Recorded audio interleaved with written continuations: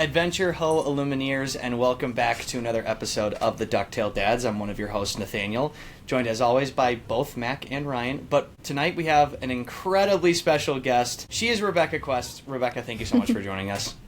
Thank you so much for having me. I'm super excited to be here with you all. Yeah, so we'll spend the bulk of this episode talking about Rebekah and her journey with Lorcana and how she has rose to stardom in the Lorcana scene, if you will.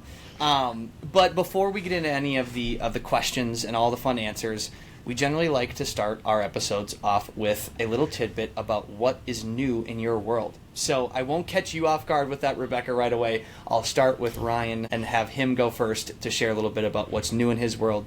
Lorcana, personal life, whatever you want to share. Thanks, Nathaniel. So what's new in my world? On a personal front, our littlest, just over a year now, he's hitting some milestones, right? We're in the thick of the milestones. So we just got mobile on two legs on our own now. Aww. That was very recent. We're even standing up from sitting now and then moving our legs by ourselves. Just like all of the milestones we're hitting, that's just one of them.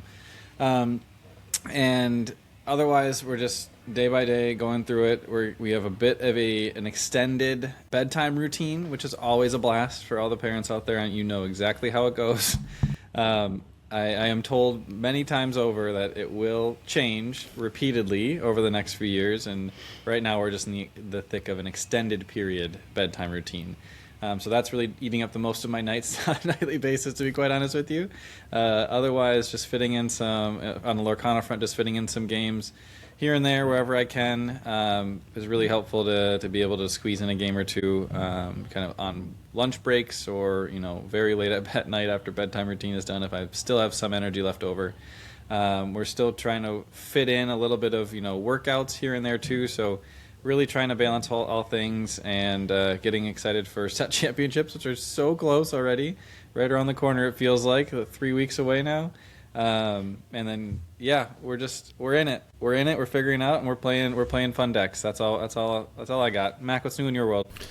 New in my world, lots going on. I'll start with my personal update for the past week. My youngest is in dance. And this next weekend is his end-of-year dance recital. So he is very jazzed. This past weekend, he had his dress rehearsal. And the first thing he said when he ran off stage, and mind you, he's 3.5. So, first thing he came said, Dad, all the lights on stage, they were pointing at me. I am so excited for next weekend. So that made my heart melt. And in a very happy way, in the sense that, yes, he's found this new hobby that he really likes, and we're excited to see him in costume and performing on stage this upcoming weekend. Lorcana related, my Lorcana update, it was opening weekend last weekend, and all of us, Ducktail Dads, and two of our other friends locally, we were able to go to a sealed opening weekend. So that was really fun to go out, Wilds Unknown, full force. I am so jazzed about this set. We've talked a lot recently in the sense of how we love this game and the hook is really set with all three of us. And but we have also noticed, unfortunately, that numbers, at least locally, have dropped a little bit. But with this set, and especially this weekend, I feel so re-energized in a way that I haven't felt in probably 3 or 4 sets. And I am so excited to see where the future of Lorcana is going. I think Pixar is a huge win. Everyone wants to be a part of it, and can't wait to get their hands on it. So I'm so optimistic now about where Lorcana is going, and this past weekend was just a really good step towards that. So Rebekah, I'm going to pass it on to you now that you have an idea of what new in your world. How about you? What's going on? Sure. So I feel like there's a lot new, and for me, the personal and the Disney Lorcana have collided. And as of last week, I stepped away from my daytime job where I worked for a nonprofit and doing data operations reporting stuff. And I'm full-time content creator. So this week you're talking to me on my first week of being a full-time content creator, which is really exciting. Thank you. So that's what's new in my world. We are finishing up the school year with my kids. So that's always a lot. My kids are in middle school and high school, so there's a lot of finals exams. We just had open house for my daughter in middle school, and so lots of fun stuff there. But yeah, I'm getting used to this new schedule and new routine, and I'm looking forward to all the fun stuff to come. Amazing. Okay, so before we get into our set of questions, I will quickly share my updates. One of the highlights of my pre-release weekend had to have been when we finished up, had a ton of fun, played some Lorcana. The new cards are beautiful. Buzz Lightyear, to infinity and beyond for sure. But afterwards, we went to Perkins, and there's something about like a post Lorcana outing Perkins trip that is just tremendous.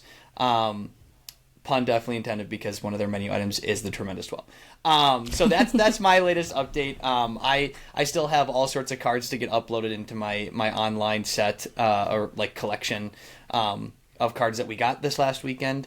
But I gotta say, so fun to see Wilds Unknown cards and some of these characters come to life on those cards, and see them also be really good. So yeah, that was a blast. Pre-release. The boxes, I'll say this too, like, it feels like the hit rates were amazing for a lot of people in those pre-release boxes. And so for those who aren't familiar with these, the pre-release boxes are like special boxes that only go to local game stores, right? Like, you can't find these at the big box retailers. And they'll say on the box, like pre-release, and it's got 6 packs, a set of 4 dice instead of 6. And then, was that it? Just that? Yeah. Postcard. 6 packs in the dice, and then you got a special promo card. Yeah. You got like one of 6 promo cards. That is also really cool. Yeah, thank you, Mack, for showing it. And Rebekah mentioned the postcard that you got as a little tidbit of collectability. Oh, that's right. Too. Yeah. 3 different locations. Each one had a postcard from the set. So. And I think a pack rush rule set as well, just in case you are totally familiar to the game. Here's a pack rush rule set. Pack rules, yeah. They're throwing us all the bones. I will say I liked everything about it. My one singular pain point, I think, with the pre-release box was the dice are numbered 1 through 5 with a lore symbol for 6. For 6. And that is against what almost like every game has established, right? Like the symbol or like the non-number is almost always the number 1 if you're gonna have that on there. I personally just prefer having dice numbered 1 through 6. But yeah, it was really confusing because like I think I rolled my first high roll to see who goes first my first game, and I rolled that, and somebody was like, okay, you got like a 3, and I was like, actually I got an 8. It's like, that's the 6. So yeah, it was kind of funny.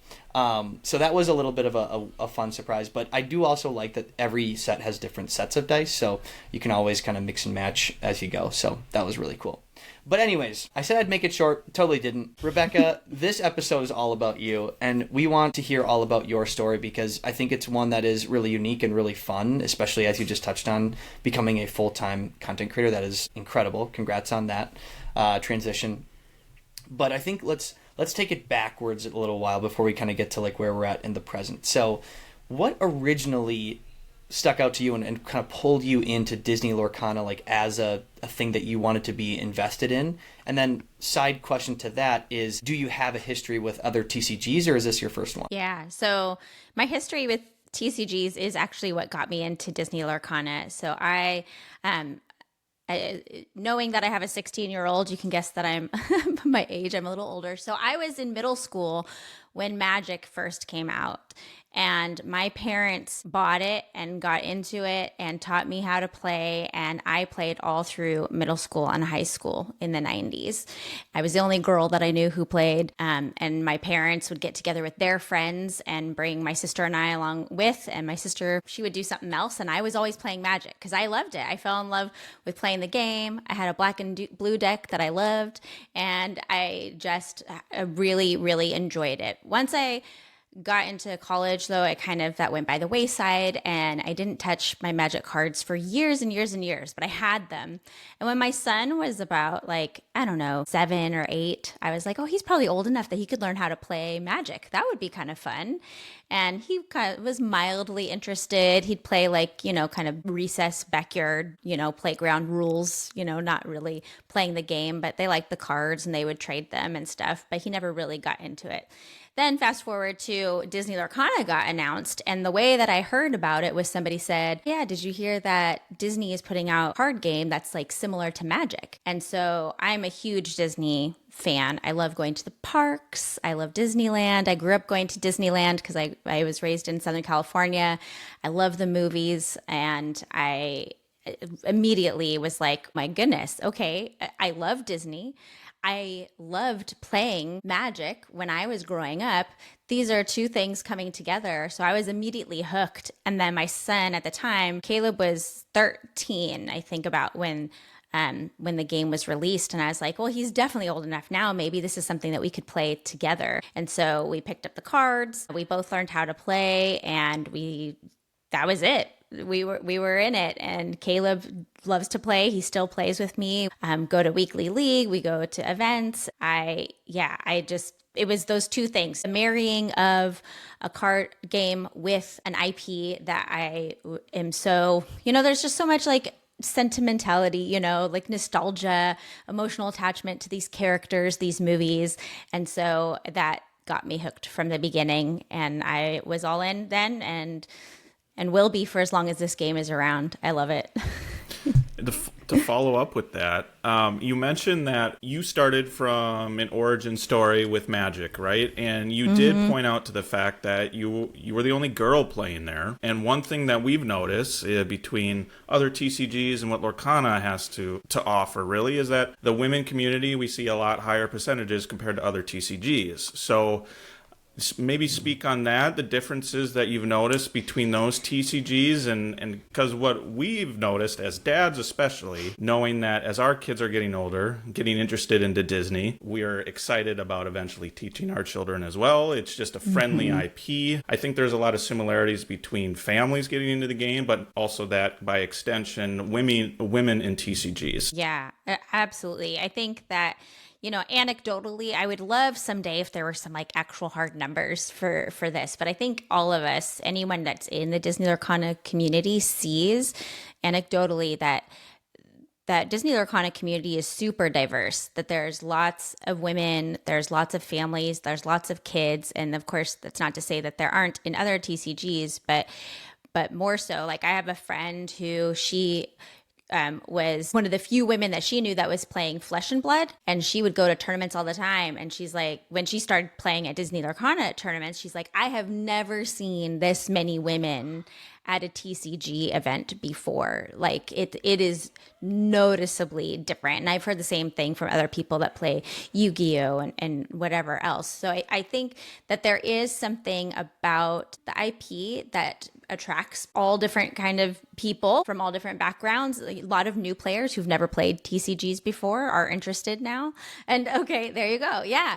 And as far as like women, I feel like because it just feels a lot more like welcoming because of the IP, right? I think that there's something there about it being something that people immediately can connect with at an emotional level, that they're willing to maybe step into a situation that wouldn't, under other circumstances, they maybe wouldn't feel comfortable going into. I also think that there's something about the Disney community.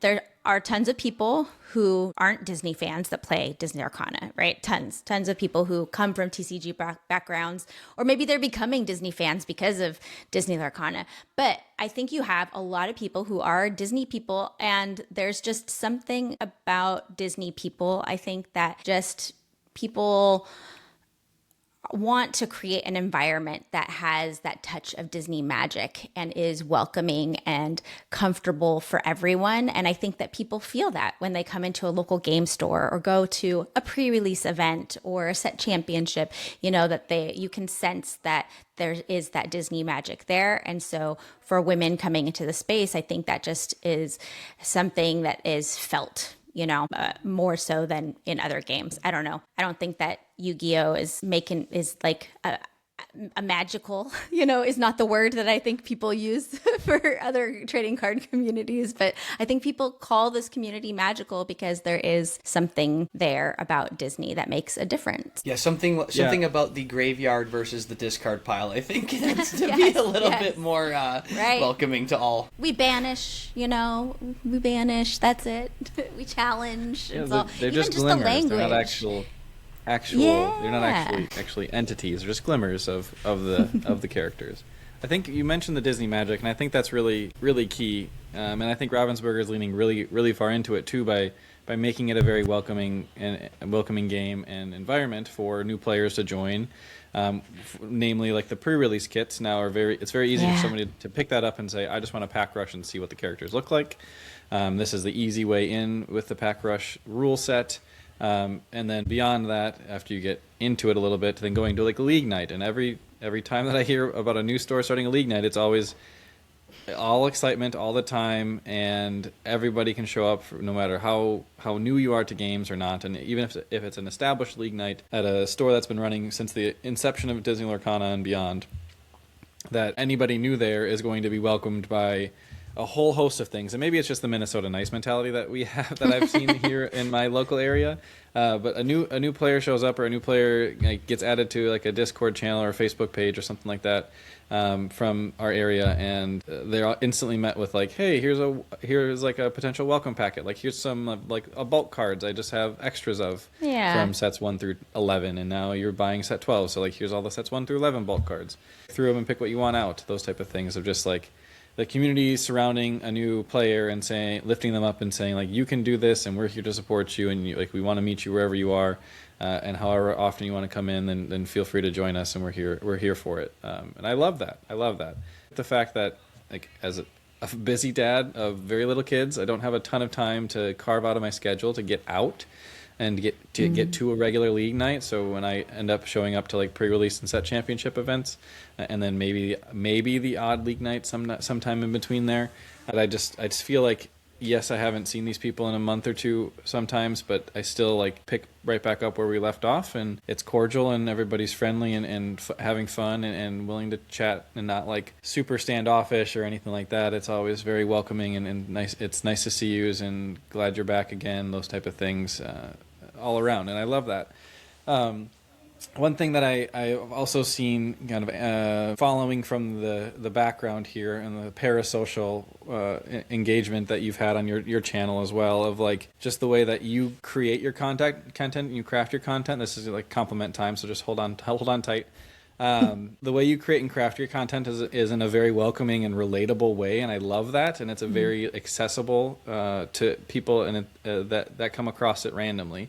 I think I started following after I saw you were like casting on one of the events, and I love the energy that you brought.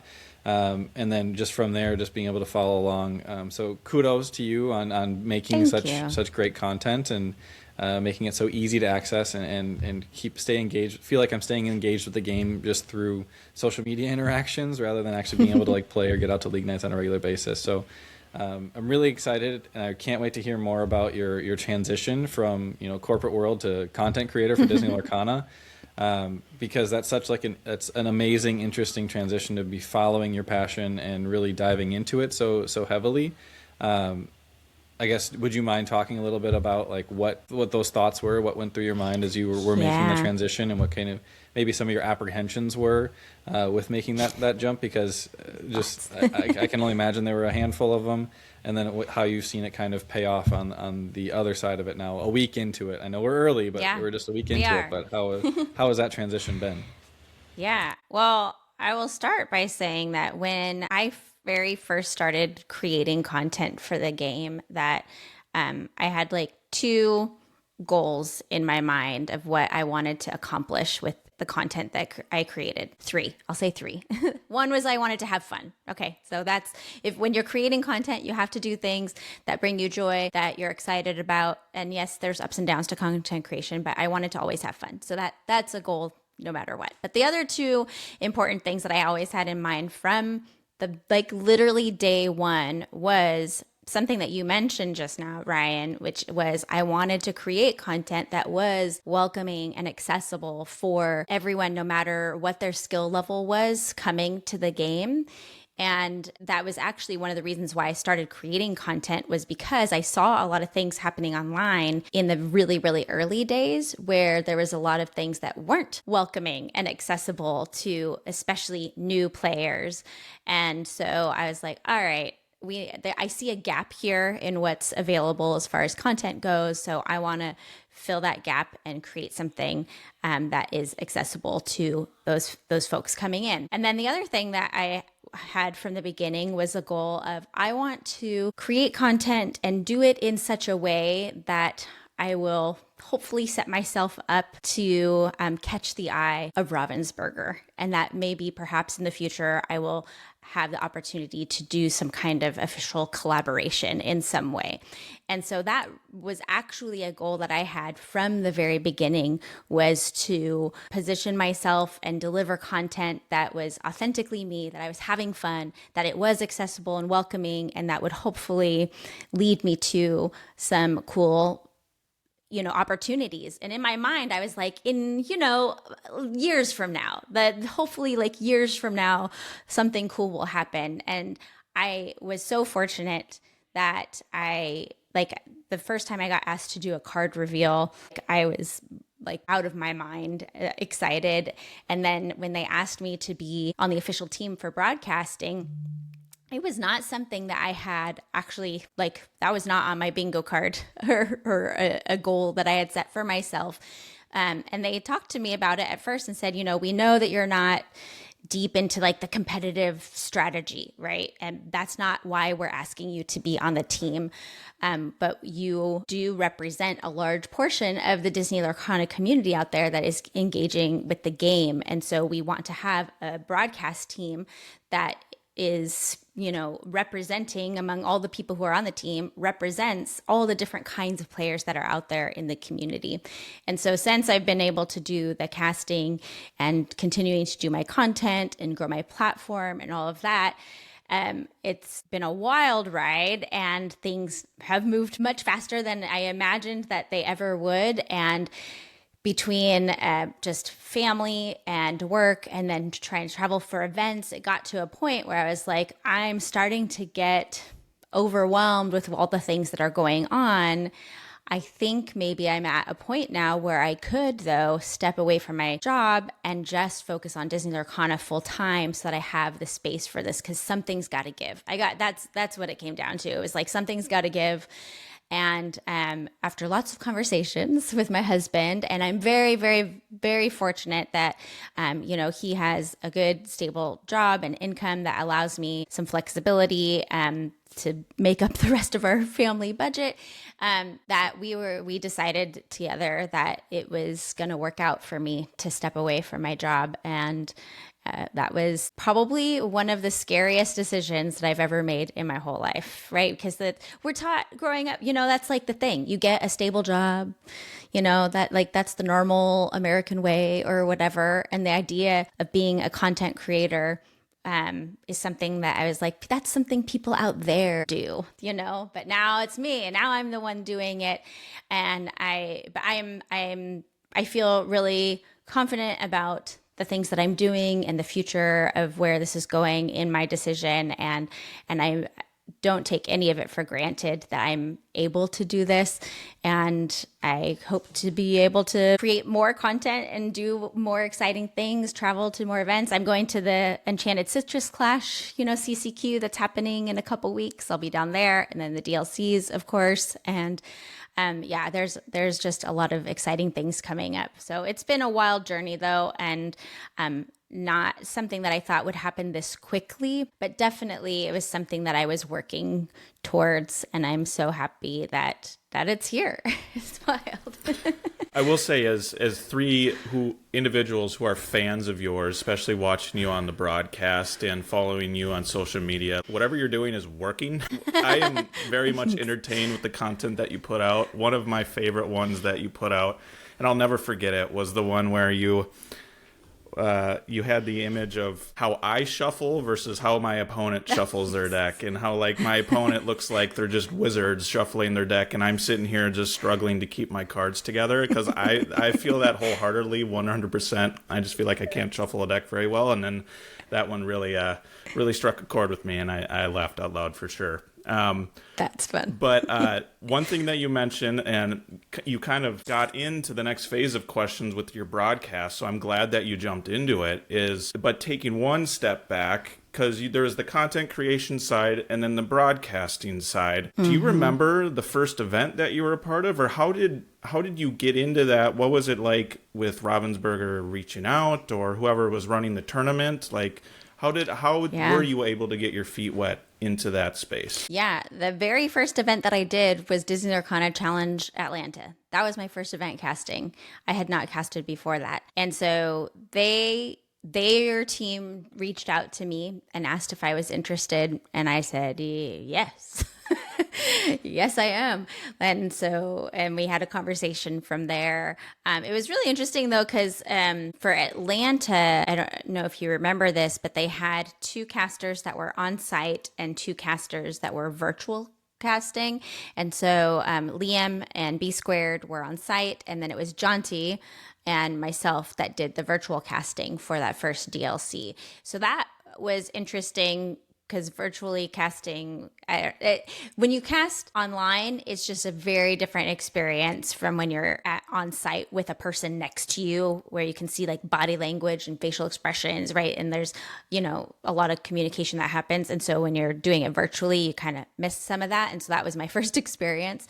But it was, that was it. That was my first time casting. And I think there's 2 things. One, I think that they wanted to have, like I said, a diverse team of people that could speak to all the different players in the community. And also, I think that they were intentional about having a female presence on the team.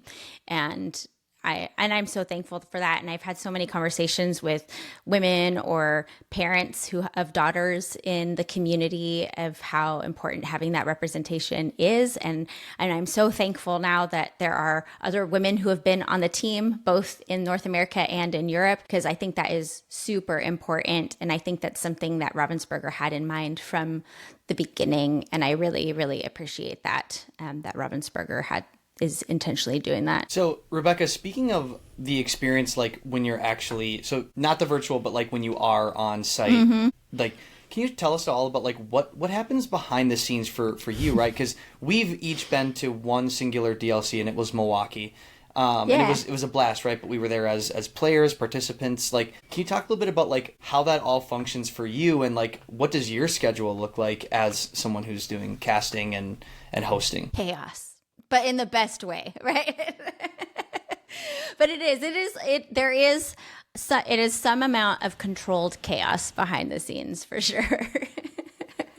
I can totally imagine with that. Yeah. But one thing I've noticed with that, and specifically maybe behind the scenes, you have originally, I noticed you were playing a lot of the host role as well, in terms of what we're doing in between rounds, as well as the commentating within a round. Do you have a preference? Do you like all of it? Like, what is it like for you?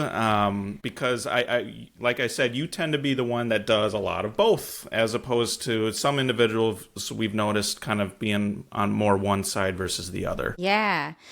So definitely, I started out just doing casting in the beginning, and I slowly kind of started getting into doing the interviews and more of the host role. And I love all of it for sure. And I enjoy doing the casting so much. It's a lot of fun, and definitely something that I want to keep doing to some extent. But if I had to choose, I would say I actually enjoy the host role a little bit more. I think it's super fun, talking with the players, doing the interviews, doing the segments in between, hyping up the community, bringing some fun in between those matches, and sharing what's going on at the event, or talking about the new things that are coming, or doing breakdowns or talking about cards in between. And I really, really enjoy that part of it. And if I had to, like, if someday it came down to it and they said, you can only do one, I would probably choose to do the host role more. I really enjoy it. And it does, make a difference behind the scenes too, with like how my day is going, because but you're busy no matter what, and it's chaos no matter what. But definitely when you're casting, 3, 4, 5 rounds in a day, like it's mentally draining on you. And there's so much going on. It's because you're thinking all day long. You're using your brain. You're watching what's going on. You're listening to your casting partner. You're thinking about the strategy and the decks and what plays, what cards could be in there and all the different interactions and everything. So it's just really a mental load to be casting all day long. And I feel like with hosting, it's not as much of a mental load as more of a energetic load, I suppose, maybe in a way. And I feel like that is more fun for me to tackle that challenge. Whereas I do, especially if I don't eat, you got to have snacks when you're casting. if I don't eat, then I get to a point where I'm like, my brain is just like not clicking on firing on all 4 cylinders. But so it's a different kind of chaos and a different kind of day that it requires of you something different to be in one role or the other. And yeah, hosting though is a lot of fun. I enjoy it. So it sounds like, Rebekah, one of the important things is snacks. But do you have any other things that you're like, hey, like you've ritualized in any way of like, hey, I need to make sure I'm doing these things so that this event goes successfully and I have the energy to like go tackle this again tomorrow? Yeah, I mean, definitely snacks. And there's so much prep that goes in ahead of time with studying up on the meta and the decks and the cards and everything like that. So there is some amount of like, autopilot's not the right word, but like, so I have a background in musical theater and performing. That's kind of I did it all growing up. Even once I had kids, I was performing, and that's what I went to college for, was musical theater. And so it's like, you prep and prep and you prep. And so there's a lot of stuff that's done beforehand. And it's like, once you get there, once you're at a DLC, like you're like, the rehearsal time is over, And so it's what are the tools and what are the things that you're going to do, like you're saying, like to make it through the day and then be able to come back again and do it tomorrow. Definitely snacks, having a good morning routine. I have like my Disney pump me up music that I listen to. I have lots of spreadsheets of things, and I got excited about the music. Yeah, what Disney bangers are on that list, Rebekah? We got to know. Absolutely. What are these? What's this playlist? Okay, so I do listen to some like actual like Disney songs, like from the movies. That is part of it. But like my first thing in the morning when I wake up, it's very silly. But I have a playlist that's like songs from like Disney fireworks shows and like parades and like parks music, because they have some really good music to like get you pumped up and like inspiring. And so that's what a lot of my music is like Disney parks music. You're living the magic as soon as you wake up. Right. Yes. I have a friend that does some like travel planning for Disney, and they literally earlier today posted like, choose your favorite parks music, and I was like, what in the world is this? I didn't even know this stuff existed. And this is like your pump up music. That's incredible. I have to check this out now. Yes, definitely go check it out. There's a lot of really, really great music from the parks. And then of course you got the Disney music too, that like from the films and everything. You got to get some like, Surface Pressure from Encanto in there and stuff. So those are some things I do. Definitely, I am an extrovert, so being around people in the community at the events like gives me energy. So I just have to make sure that I get enough sleep at night.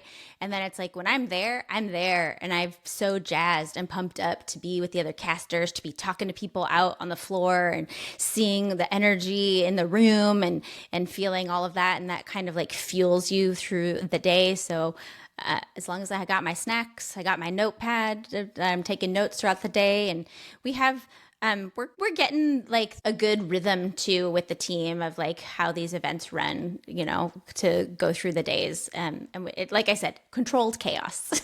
Yeah, Rebekah, can you speak to that? Like maybe how over the course of the last 2 years that has really changed with in terms of like maybe being a little bit more organized or what things have changed over the last 2 years to make it run more smoothly. Yeah, I think that we have really honed in on like what we want the broadcast to be for the people that are watching and like what people get excited about. And, we want to show as much gameplay as we can. And we want to, and then when we can't show gameplay, when we're in between rounds, we want to have engaging, interesting segments going on. And sometimes that's going to be like a deck breakdown, but sometimes it's going to be something fun, like guess the card drawing, like draw the card, fun stuff to break up the, the competitive, heavy stuff, with something fun. So I feel like that's part of it is like we've really dialed in on what do we want? Because it's for us, for the team and the production and the folks at Ravensburger that are a part of bringing it to life it is like a show. It's a show, it's a production. And so really having a clear picture and everyone's moving in the same direction and working together with the production team on all the technical things that are going behind the scenes and transitions and all of that. It's just gotten smoother and smoother with each event.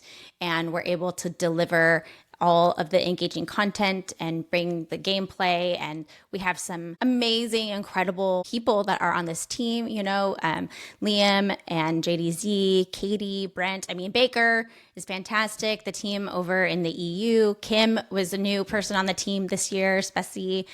Ross. Also, like we have people on the team that are just incredible members of the community also that are developing in their roles as casters, myself included, like I said, my first time casting was the first DLC. So I think also that's part of it is that all of us as casters and hosts are growing with the DLCs as well. So, and I think the players have felt it on the other side, right? I think that every DLC has gotten better and better as time has gone on. And that's very true for the production broadcast side of it as well. And I know that it's going to even keep improving with each event. I'm excited for these next two that we have coming up, Dortmund and Indy. They're going to be, are you guys going to be in Indy? Maybe? No. We can't make Sadly, it. no. Milwaukee was definitely one of our banner events. Yeah. And I do have a note about that, but we'll talk about that later. But yeah, Indy was definitely on the horizon, but I think for all of us, it's like summertime, kids just getting out of school, and it's just like, I know I'm having a vacation, and it's like, it's definitely a bummer, but we've already kind of like promised to ourselves, like season 3, when that is announced, we're going to do everything in our power to get to one of those DLCs for sure. But we were spoiled coming from the Midwest. Like there were 2 in the Midwest, and we are not anticipating that this in season 3. I think they're going to go, my prediction is they're going to have it more on the coasts to kind of balance out the love, but who knows, maybe we'll get lucky again. But Ryan, I know you had your finger up, so I want you to jump in here. Yeah, you mentioned the segments, and I think one of the segments that I've personally enjoyed the most is not as common, since it's mostly just JDZ consuming food as efficiently as possible. I try to take some notes to figure out how I can consume food more efficiently too. We had him on the podcast a few weeks back, and he was an incredible personality to talk to, and I just loved hearing his perspective on the what food should be and how to eat it as efficiently as possible. And so I love that y'all do that. And I love when y'all also try to join in the fun with him and try to one bite an Uncrustable or whatever it is that the flavor of the weekend is. It's special. I wanted to focus more and ask you a little bit more about your prep for casting and like how you study the meta and how do you get engaged with it, and how do you make sure that you are prepared from that perspective for your big weekends and your time in front of the camera. Yeah. The best part about prepping is that it's just more Lorcana, right? Which that's why we're all here, is because we love Disney Lorcana. Definitely, building the decks and playing them at home. Luckily, I have, my son plays, so we can play the decks together and test them out and get familiar with the strategy, how the gameplay is and all of that. And then we are fortunate as a community to have some really incredible content creators out there, right? Breaking down the meta, doing the deck techs for us. So I'm watching a lot of those videos from other content creators on YouTube and the podcast that are really up with, week by week doing the tournament breakdowns and what's going on. And then I'm also just I study the cards a lot because for commentary, that's the main thing that we want to make sure that we're familiar with what decks are going to be coming, but also just the cards and what they do, right? So that when I see a card visually, that immediately I know, oh yeah, that's Elsa the Fifth Spirit, and she's a 5-cost Inkable, and she's a 2/5, and she evasive rush, and all of that. It's like so that you can immediately just visually, kind of ramble all of that off. So I've had different ways of studying the cards. And the most helpful for me and for anyone else who wants to study cards, if you want, is literally I just pull them out of my collection and I sleeve them up, and I have like a quote unquote like deck of my study cards that I use like flashcards, and I just go through them and read them, or I like hide the text and just like look at the the art and see if I can in my mind rattle them off, and that's how I study the cards, and that's. Yeah, I do. The hardest thing, one of the hardest challenges for me is learning like the matchups and stuff. But there are other people on the team who are really good about knowing some of that information, and the more like in-depth strategic analysis kind of thing. Because we have on the team, there's kind of like those different roles that people bring, play by play versus like the people that are doing like the really deep analysis. So a lot of that stuff I lean on some of my co-casters to bring that to the table. But yeah, that's what I'm doing to prep. So follow-up question with like once you're all there, you've done all the dress rehearsal stuff, everything's ready to go. One parallel I'd love to make, Rebekah, because you mentioned the background in musical theater, and I feel like there's so many other aspects to a musical production that are maybe underappreciated, or maybe on the surface you don't necessarily think about it because you're focused on that the 4 people who are on stage at this exact moment under the bright lights. Yeah. Are there what are some areas where maybe these behind the scenes people that help put together a DLC that maybe we as a community like don't really get to see, but they're super important to like making this all possible? Oh yeah, there's definitely a parallel there for sure. All of the quote unquote invisible people behind the scenes that are making it happen. Also, side note, Mack, I love that your son is in a dance production. That just makes my heart so happy. And his comment about all the lights being pointed at him. I love it was all thanks to my wife. She's the dancer. She's danced for her entire life, and she actually teaches at the studio my son is at. So oh, sweet. I'm just the supportive dad in this stage. My wife is the dance lover, and that's where he's got that love of it too from mom. So that's incredible. I love that. That's how I started, was doing dance. So I started doing dance and then went into theater and stuff. And yeah, there's with the DLCs, I mean, even the whole, staff that puts the whole event together, the tournament organizers and all the lore guides that are there and everything. But if you were to like peek behind the curtain of the broadcast area, there's like a dozen people back there. There's like so many people doing different things. There's all the setup with the cameras, and there's wires everywhere and all of the technical equipment to set that all up and everything. And then people running all different sorts. I don't even know what everybody's doing on all the computers back there. And you do have the lore guide team that's there to make judge calls and whatnot and watching the feature match. You have, people running the visuals, all the names or putting the card reader, like we have somebody that is truly one of the unsung heroes of the broadcast is the person running the card viewer, because that is helpful for the audience watching. And it's also helpful for us too, because, sometimes we don't know all of the, we don't have every single card memorized down to a T. So if the person running the card reader pops it up there, that's super helpful for even us. So yeah, there's definitely a lot of action going on behind the scenes, and both in the European and the North American DLCs, we have some incredible production teams that we are working with to bring it all to life.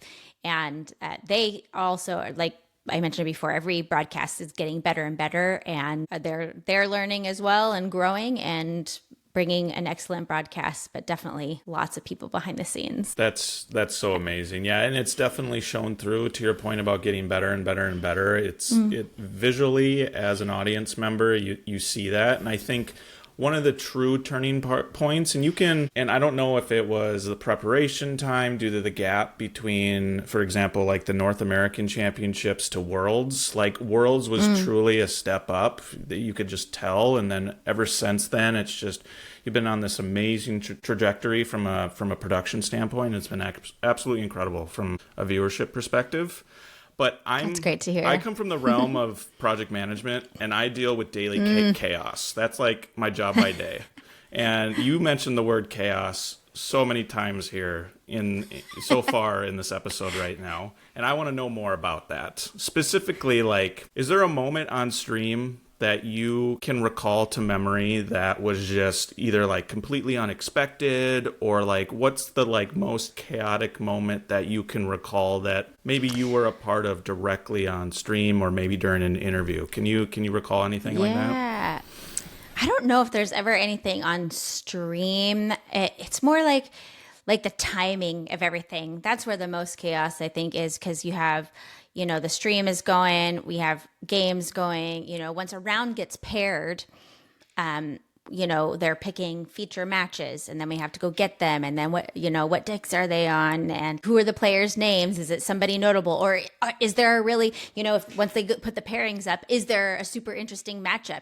Like, are Zan and Ed playing each other? Then they should be on stream because people want to see that, and then it's like, grab them before they start playing. Oh no, they already start playing. Get somebody else, and then they come in and we're doing a live segment, in the lounge, but now the casters are, so it's all that, like the timing of things that is going on stream. Though, I don't know that there was ever any like chaotic moment on stream that I can recall. There's been definitely some fun, unexpected, like surprise moments, or on a game, there's always fun things that happen in game that are really surprising.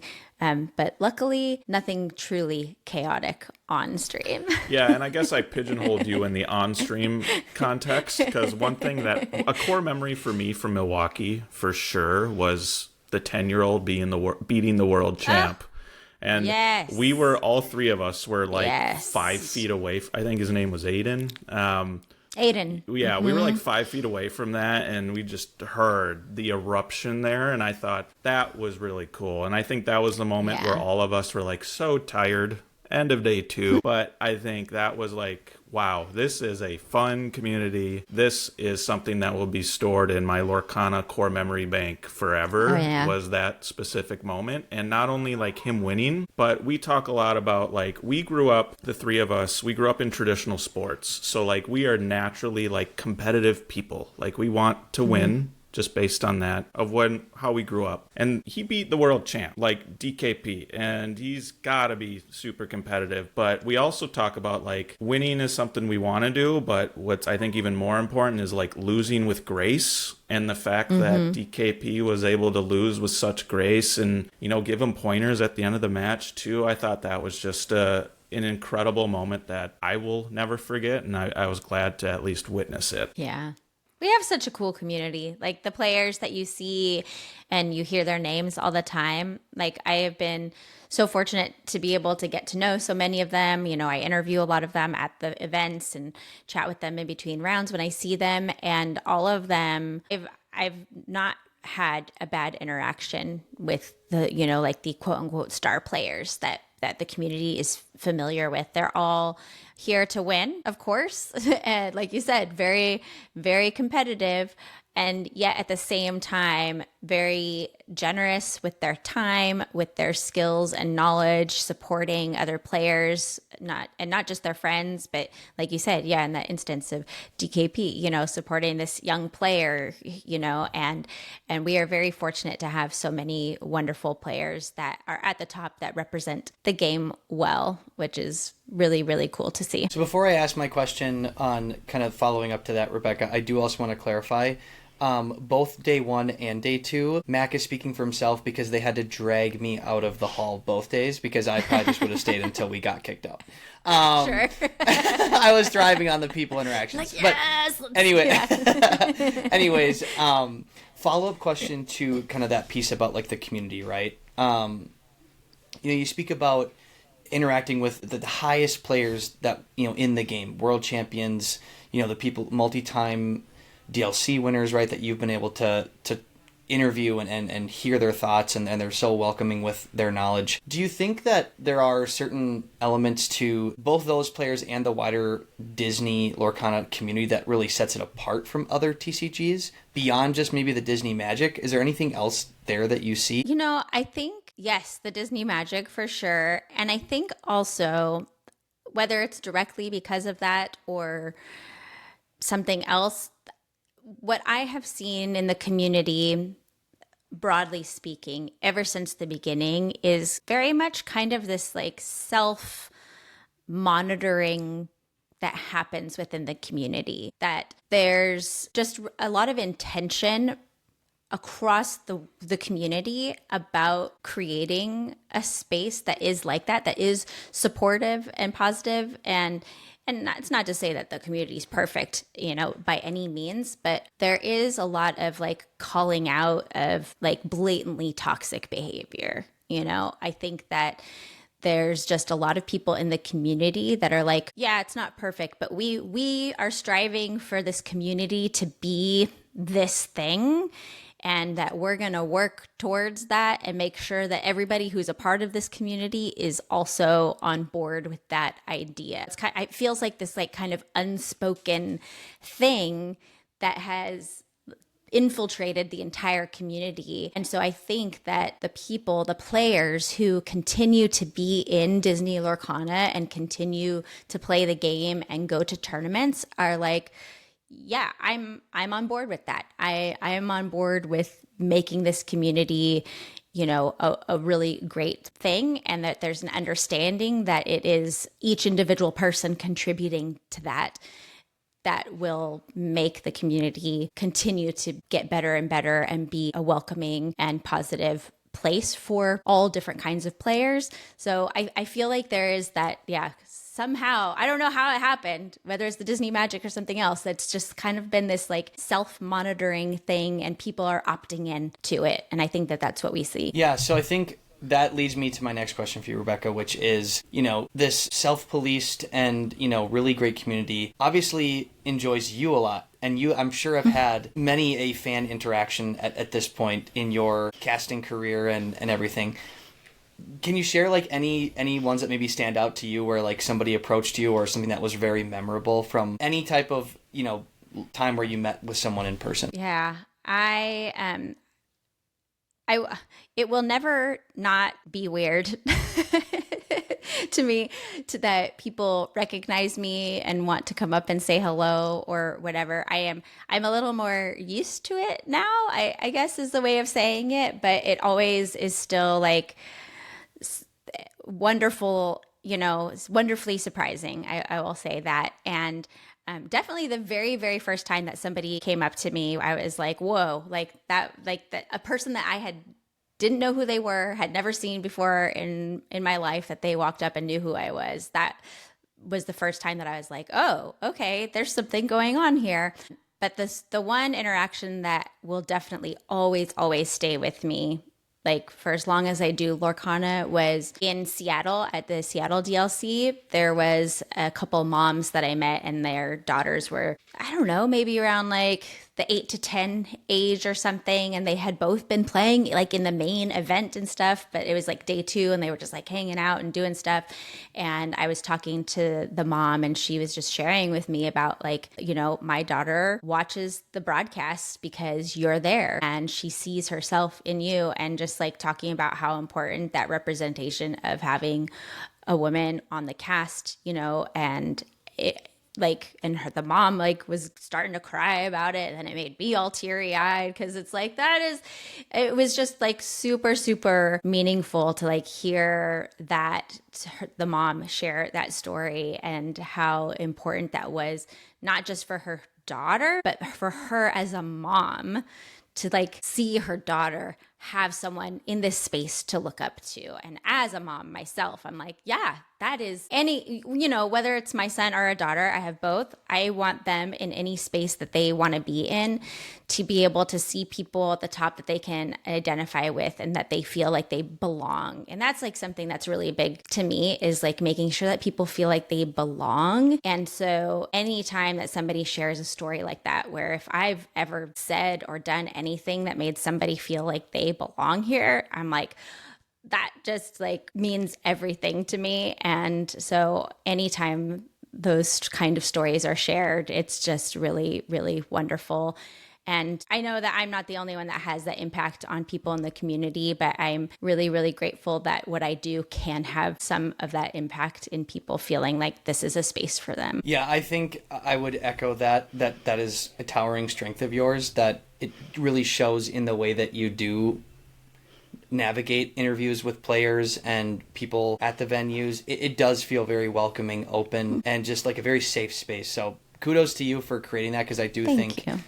I don't think that's lost on the wider Lorcana community. I think that's definitely something that warms us being able to watch these streams. Thank you. And I love doing it.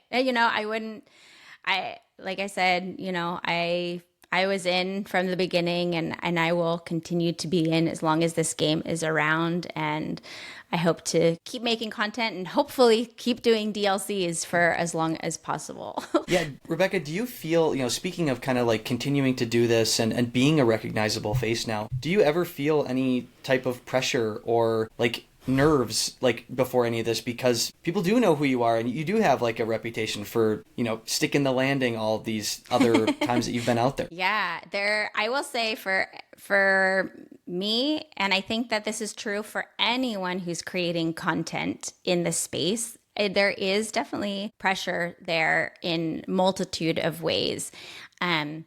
I definitely early on, and when I say early on, let's see, when was Inklands was the first set champs, right? Yeah. With the Stitch, that was Inklands, right? Yep. So I had to, around then, really struggle through the idea of, I'm a content creator and it's okay if I don't go to an event and win, right? And I'm not a grinder.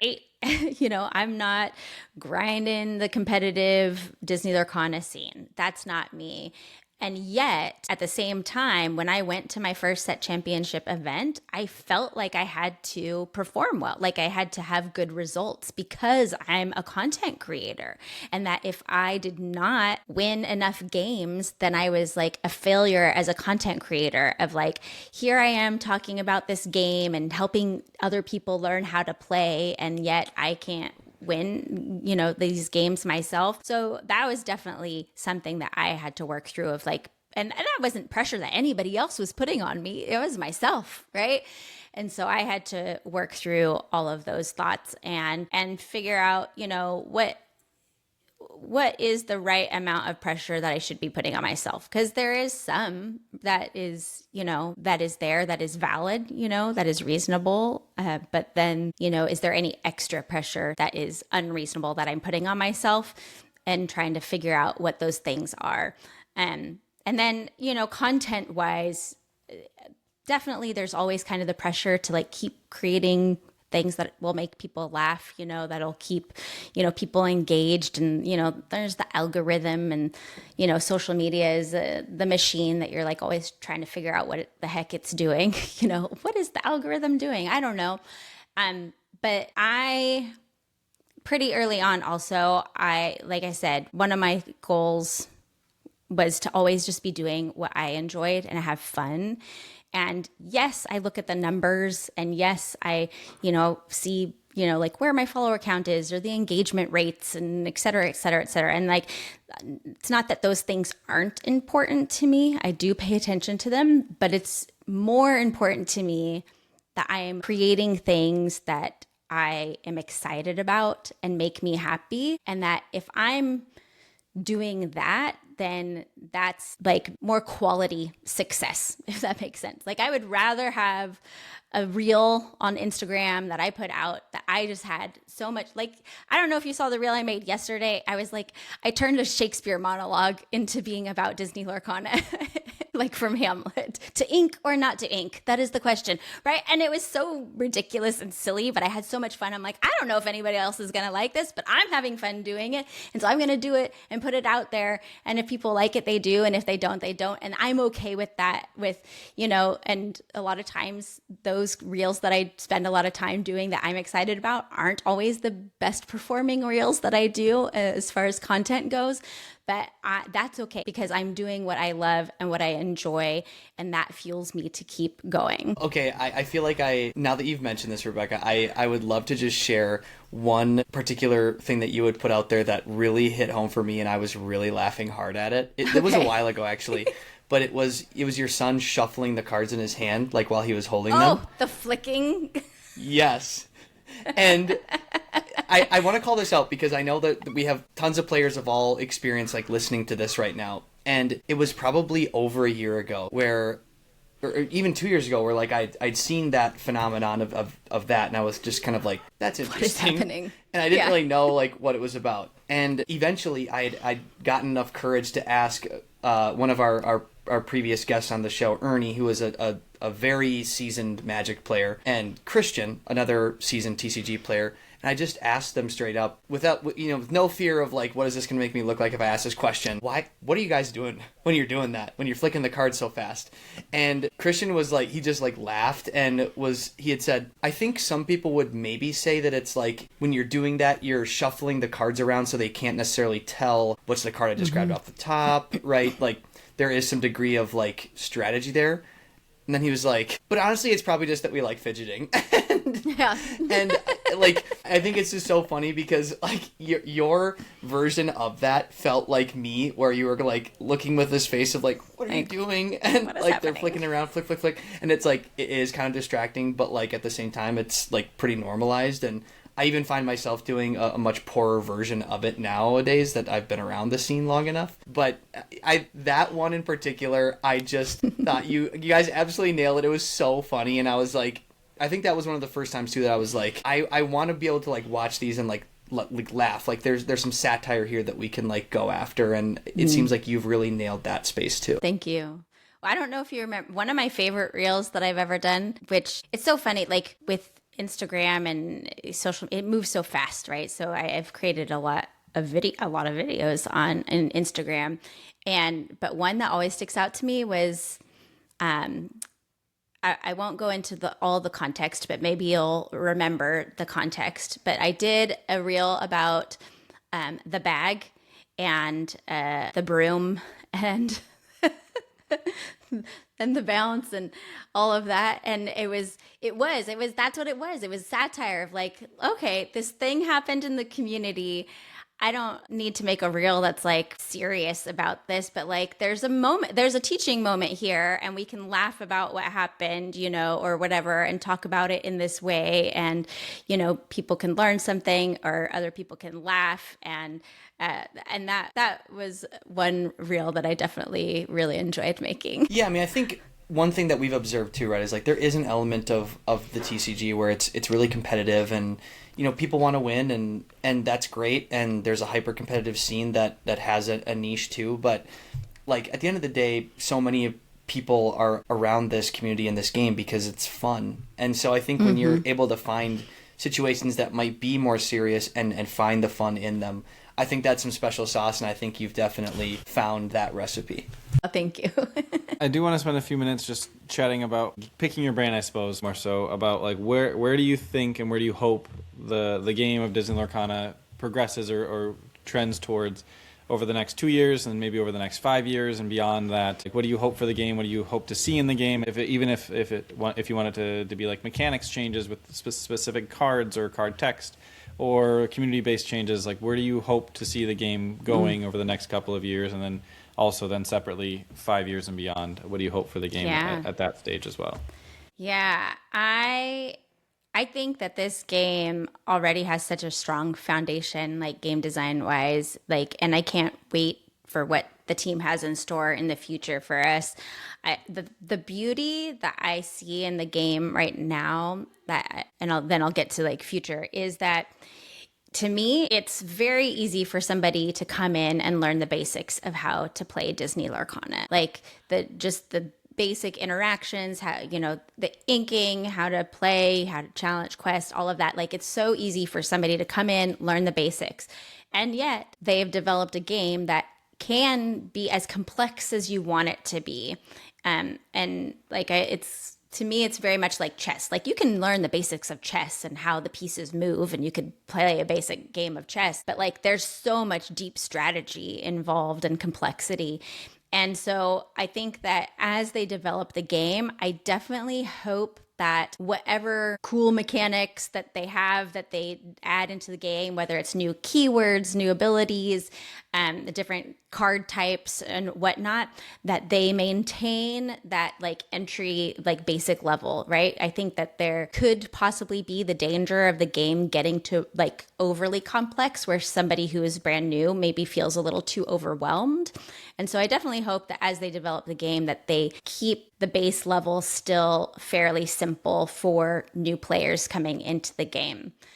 That being said, I would love to see like new card types. The last time that we had a new card type was with the locations, which was set 3, right? And so I think that there is that's something that and I don't even know what that could be. I don't know. I know people have talked about like tokens or like from other games, or I don't know what other card type that the game could have, but I think that would be something really cool to have a new card type introduced into the game. Another thing that I would personally love to see, and I don't know if they will ever do it or if it would ever make sense, and it probably never will, but just like how we got dual inks, it would be cool to have like a ink that was like a universal ink kind of card, where a card could go into any ink pairing, any deck. I think that is also something that I would really love to see in the game.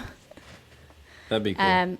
What else? As far as like the game more broadly speaking, outside of game design, I think that I would love to see more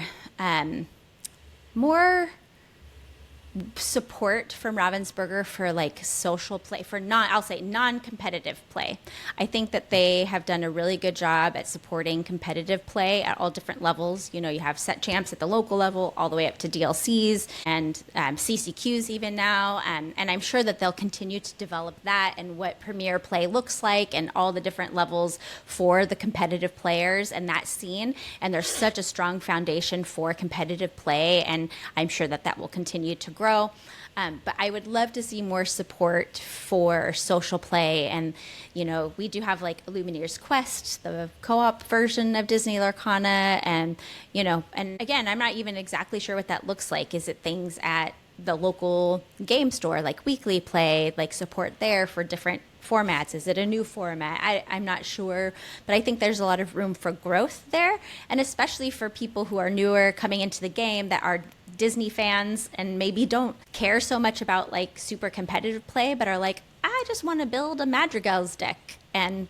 play, or I want to build, a villains deck with all my favorite villains and play, and like creating spaces where people can do that and have fun, I think is something that I would really love to see in the game as well. Because honestly, that's one of my favorite ways to play. I do love competitive play. I do love a good Ruby Amethyst deck when it was good. But I love a theme deck. And so having spaces where I could, with the current set, making a toys or a supers, I want to make an Incredibles deck and take it to play somewhere, or a Chip and Dale, that's the kind of thing that I would love to see. I'm glad you mentioned that, because that's something that out of the three of us, I think I have been the most critical of, in the sense of people love playing strong cards all the time. Like, I get that point, but having the thematic and pulling in, I think one of the core themes of this game in Disney is just having those fun interactions with Frozen, or those fun interactions with Moana and things of that nature, and building those fun decks. However, like, as much as I've been critical in the last 11 sets, this 12th set, I think, is really starting to turn the corner with that, like with toys and supers to what you mentioned before. And I can only imagine, knowing that what's around the corner in terms of the upcoming sets, like with Monsters Inc. and Coco, what have you, like those themes are only going to get stronger. I will say, looking ahead, I think one thing that's been a little bit, I don't want to say like Black Cloud, but again, this is coming from a, critical perspective, always continuous improvement. But like a lot of people have had some clashing opinions about what happened with Fabled and rotation. And I think one thing that is critical here with another rotation just around the corner is like ensuring that we're maintaining those themes, like there's true intention with what reprints they are planning for in the future, and not just kind of like the randomness that we saw with Fabled. As important as a rotation is, I think one of the biggest criticisms of that was the random nature of those cards. So, but I've been thoroughly impressed since Fabled, like with each set that has been released since then. Like they've hit a lot of home runs recently, and I am so, like, to my very first point in this episode,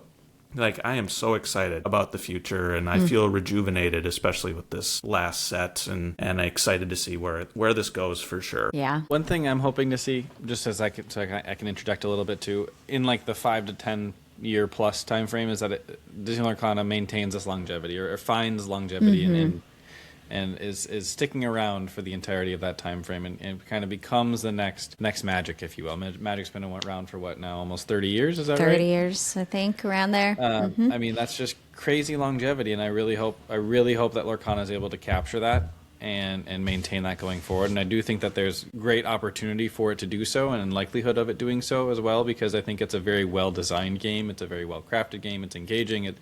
And then above and behind it all is the incredibly sustainable and stable Disney IP as well, that everybody, as you mentioned much earlier, that everyone has this opportunity to connect with, and that is a very starting point for a lot of people, is just connecting with the card or playing with the character that they've idolized for so long.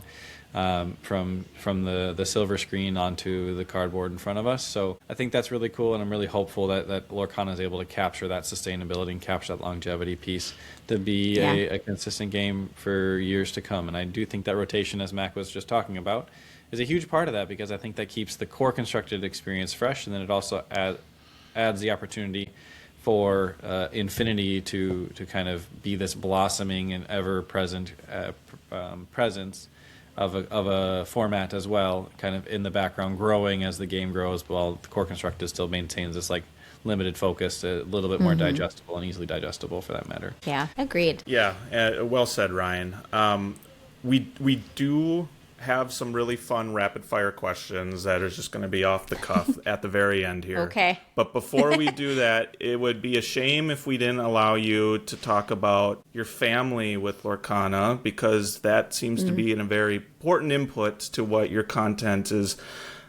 Your family life, including your son into the game as well, and they seem to be very well engaged into your content as well. That's been really fun to observe. How has that connection really blossomed with you and your son, or you mentioned your daughter, like just your family in general with your content side, and how that your relationships have really, grown as a result of Lorcana? Yeah. I love the fact that my son enjoys playing, and I'm so happy that he still enjoys playing. He doesn't play quite as much these days. He's a junior in high school, so there's a lot of school activities and stuff. He's in leadership, and he's going to the football games and doing all the high school stuff and everything. But he still enjoys the game, and we still play together, and we open cards together. And for me as a mom, especially with a son, I think that as my son has gotten older, definitely there's fewer and fewer things that I felt like we had in common to like connect on as a mother and a son. And so having Disney Lorcana be a thing that could bring us together and keep our relationship, that we have time to spend together and had something to talk about, has really been a wonderful part of all of this. I don't know what our relationship would look like without Disney Lorcana. I don't know if I can't even imagine it, because it's, like I said, he was 13 when he started playing, and, being able to, chat in the car about not just Lorcana, but anything, that's going on in his life as we're on our way to a Disney Lorcana event. Like, it's given us opportunities to stay connected in general, not just around the game, but just about, he feels comfortable talking with me about stuff, and we have the space and the opportunity to do that because of Lorcana. And so that's been really, really special. He does enjoy now and then being in the reels, as long as it's not too cringe, as he says. And every once in a while he's like, no, I'm not doing that. I'm like, okay, fine. But I love the fact that he's a 16-year-old boy and he's willing to do goofy things with his mom and put it on the internet where his friends could possibly see it, right? Because they're all, and how the algorithm works, like, it'll show things, or he'll even show them sometimes, like, and he's not embarrassed to say that I do this, and he'll show his friends, like, my Instagram account, and he's kind of like proud that, like, his mom is, like, famous in Disney Lorcana or whatever. And, like, that's so cool.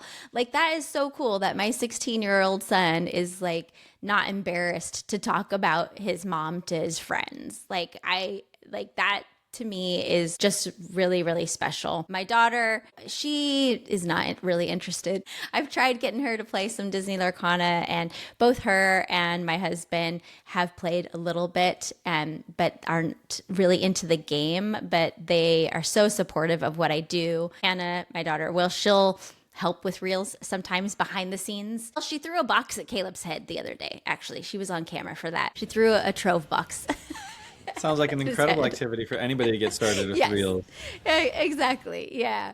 And my husband, he'll help me out with things. And he, out of anyone in our family, obviously my husband has been the most supportive of me, being a content creator, traveling, taking care of the kids when I'm gone and all of that. And it's definitely, I have in the past been known to be a serial hobbyist, where I kind of jump around from this to that to the other thing. And when I very first started Disney Lorcana stuff, it was kind of like this is mom's new hobby for the next 3 months, and then she'll be done with it. And here I am now, 2.5, almost 3 years later, still going. I think, he quickly realized, this is more than just a passing fad. This is like something that you're serious about and having fun with, and has been super supportive of everything that I've done with it. So, and it's okay that he doesn't want to play Disney Lorcana. It'd be wonderful if he and my daughter did, but he has his own things too that I support him with. And so, but having my son be a part of it is really, really neat. And I hope that someday you guys will get to teach your kids how to play. I know it's a few years away, but there is definitely something special about sharing a hobby and something you love with your kids, and that you can get excited about it together. Like, there's so much joy in that. Yeah, no, that's amazing. And to your point, like, my oldest he knows when I wear this shirt specifically is like, oh, Dad, you're going out to do Lorcana? I'm like, yes, I am. And yes, I am. He's getting a little bit more curious about it. One thing that the three of us do, along with our 2 other friends that are involved, like the 5 of us, we rotate once a month who hosts a night. And I know in doing that, our families have connected just on a general sense. And you could tell, like, whoever hosts, like, the kids are very much involved for at least the first 20 minutes. Like, ooh, what is this shiny cardboard in front of me? And can I be involved somehow? Can I hold the wrapper of the pack that you just opened? So that's been a really, really fun way to get our families connected, and at least seeing what Dad is being interested in. That's been up to. That's been really cool. So let's close with some fun. We do have some rapid fire questions for you before we wrap up the show here. It's like 9 or 10 questions. And the way I envision it is we'll just rotate the 3 of us, just 1, 2, 3, and just go around, and then first thing on top of your head, let's give the people what's right away on your right on top of mind for this. So I'll go first. Do you have a favorite ink color or ink combination? Ruby Amethyst is my favorite ink combination. All right, Yeah. all right. I'll go next. I am going to jump a little bit up in our questions, Mac. If you could commentate any fictional Disney battle, what would it be? Oh, like an existing one from like a movie, you mean? Or Yes. between yes, any like two? From one of the Oh, movies. that's a really interesting question. I would have to say Maleficent and Prince Philip Ooh. dragon battle. Like that Love that. is like such an epic Disney battle. That would be the one. All right, what's your favorite enchanted card? Oh, gosh. Okay, that's gonna be hard because there's some good new ones. But it's gonna. Does iconic? Can I say an iconic, or is that a separate category? Let's do it. That We'll can count. count. Okay. That can count. Okay. Because the Ariel iconic is my favorite. Sure. Oh. Ariel's my favorite princess, and I love that card so much. And her Enchanted, the Sonic Warrior Enchanted, actually is pretty cool too. Yeah, as someone I who's do like become that a card. Sapphire Steel lover, the Sonic She's Warriors, I love that build, and I can definitely Yeah. definitely know where you're coming from with that one. So with that, I am the collector of the three of us. Do you have a prized item in your Lorcana collection? And if so, what is it? Okay, so I have two. I'm going to say two. One is my Ariel iconic card that I have. I love her so much.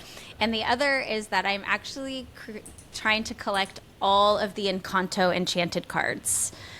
And so I have a lot of them so far. That there were like 4 new ones that came out in Wilds Yeah. Unknown. So I have a ways to go. But I have 2 of them from this set though already. So, Whoa. yes, we pulled one and traded for another one. So I love my Encanto collection of cards. Incredible. In your opinion, what is the most underrated card in the game? Oh, okay. I'm gonna go with an Infinity card, so you can't play it in Core. But what is his subname? It's the Ruby Prince Eric, where when he's banished, you get to banish any other character. And I love that card so much, and no one hardly ever plays it. And Prince Eric, expert helmsman.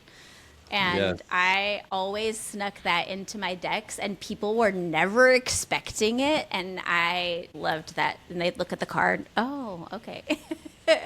Yeah. And he quests for 2, right? Yes, he quests for 2. So you just quest for 2 and go, what are you gonna do? That card is super mean. Also, Rebecca, total side tangent here, but I am so glad that you are also an Encanto fan. When my wife was pregnant with our twins, it was like right at the time where we just started like to let our oldest start to watch like some stuff on screens, and almost every day he would ask, "Watch Encanto?" Like he Encanto? just absolutely loved it, and he It's could like so keep his attention good. for like a pretty good like a long amount of time. And I was like, "Is it the colors? Is it the music?" It is All of such it. an incredible IP, and yeah, I'm jealous of that collection. I don't have any of those enchanteds. So speaking of like these dream characters, what is your like dream Disney character that doesn't have a card yet that you're just like, I can't wait to see this? Ooh, okay. I cannot wait until they put Oliver and Company in Disney Lorcana, and Oliver, obviously. But I think I totally thought that Oliver and Company was going to be in Arcasia's Island because they were all about like the pets and everything. And I was like, Oliver and Company is coming, and then it didn't come, and I was like, oh man. But like, we need a Why Should I Worry card, yeah. So Oliver and Company. I hope that card is good because that Yes! song is amazing. The song is so good. Yeah, good point. Along the same realm of favorites, do you have a favorite card off the top of your mind, like favorite artwork? Or I'm guessing it might be Ariel related, but maybe I'm jumping the gun. No, it's not art. So for favorite artwork, I forget which set it's in. Maybe Inklands, but it's the Sapphire song card, "Seldom All They Seem," and The artwork on it is gorgeous, and it's very much of like the style of Sleeping Beauty with the castle in the background, and it has Aurora and Philip dancing, and like it's Aurora and then like the animals in the cape dancing, but then in the reflection of the water, it's Ariel with her dress dancing with Prince Philip, and it's just the artwork on that is by far, it has been my favorite for ever since it hit, and nothing else has topped it yet. Everyone's looking it up. Googling that quick. Hang on. Yep.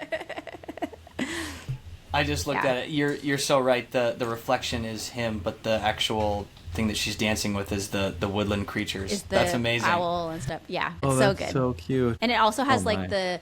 the geometric, like sacred geometry lines in the water too. And I got a chance to meet Rachel Elise, who's the artist for this card, and she's wonderful, and she's done some other amazing cards as well, and she signed a card for me, which was awesome. And yeah, I love the artwork on that. Sweet.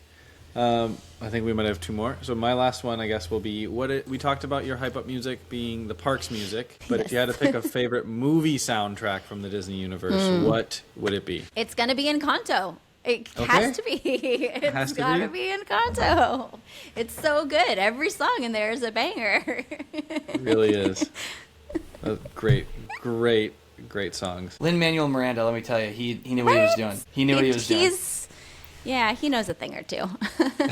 Okay, so we did talk a little bit tonight about like the differences between like some of the more like fun tribal decks and like more meta ones. What is one deck archetype that is like special to your heart that maybe it's not like gonna go win a DLC, but it's really fun to play and you enjoy it? Ooh, there's so many. That is a really good question. Okay, I've made so many theme decks. I'm trying to think which one has been my favorite to play. I do like a good Ursula Eels deck. That one's fun. Also Magic Brooms, right? Magic Brooms was a super fun deck to play. That one was a lot of fun, and I feel it was like 1 or 2 cards shy from being like actually like super duper good. But I think that Brooms might be one of my favorite decks. Yeah. Interesting. DLC champion right there at Brooms for sure. Right? And then our final rapid fire one here is, if someone is brand new to Lorcana today, what would you tell them makes this game so special? Everything. I would say, Disney Lorcana has something for everyone.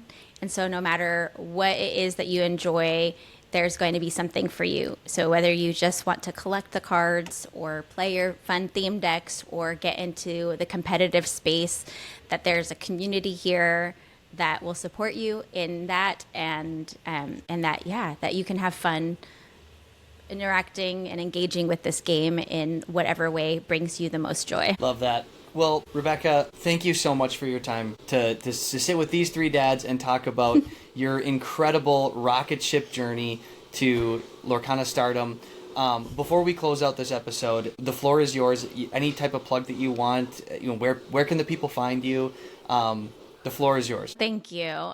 Well, I am Rebekah Quests everywhere on social media, so definitely on Instagram is where I am the most. I do have accounts on TikTok and Twitter. I'm not as active over there, and I'm starting to get more into YouTube. So if you want to come over to my YouTube channel, give it a subscribe, then that would be fantastic. I will be casting the upcoming CCQ that I mentioned in San Diego in a couple weeks, and then at the DLCs in June. So definitely tune in to the broadcast there. And thank you all. Thank you to the 3 of you for having me. It was a joy to be here, chat with you all about all things Disney Lorcana, and I appreciate it so much. Well, I definitely speak for the 3 of us when I say we were so incredibly honored that you said yes to joining us. It's so incredible to hear like how people's journey started, and then how maybe fast that everything changed, and the journey that you're on is really special. So thank you so much for joining us. Thank you. As always, to everyone else out there, you can find us on YouTube where we post our video, otherwise Apple or Spotify for our audio. Again, go find Rebekah on the social media things. You won't be disappointed. They're so entertaining, I gotta say. But without any further ado, until our next episode, everybody, let's get the duck out of here.